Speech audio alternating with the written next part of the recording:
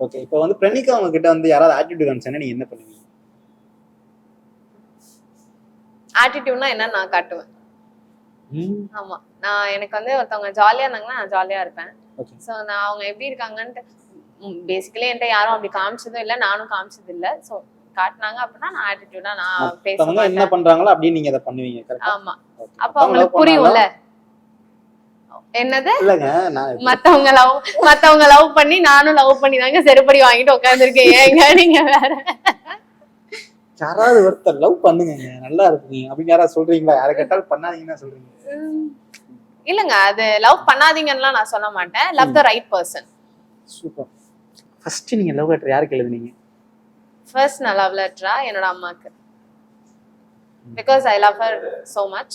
So என்னோட first love எப்பயுமே அவங்களா தான் இருப்பாங்க. அதுவும் ஒரு bad day, it is a bad day. So I wrote that letter. அன்னைக்கு அந்த லெட்டரை நான் அவங்களுக்கு எழுதி I didn't give her, but என்னோட ஆக்ஷன் வந்து அவங்களுக்கு அப்படி இருந்தது. ஸோ என்னோட அம்மா தான் என்னோட ஃபர்ஸ்ட் லவ் எப்பயுமே. சூப்பர். Same to you. நானே எங்க அம்மாக்கு லெட்டர்ல எழுதலாம்னு நினைச்சேன். எங்க அம்மா பட் லெட்டரா அவங்களுக்குலாம் எழுதணும்னா நம்ம ஒரு லைப்ரரி தான் வைக்கணும். Yeah of course. அம்மா எப்பயுமே அம்மா எல்லாருக்குமே ஸ்பெஷல் தான். யாருக்கு தான் அம்மாவை பிடிக்காது சொல்லுங்க? கண்டிப்பா. அந்த மாதிரி தான். கண்டிப்பா.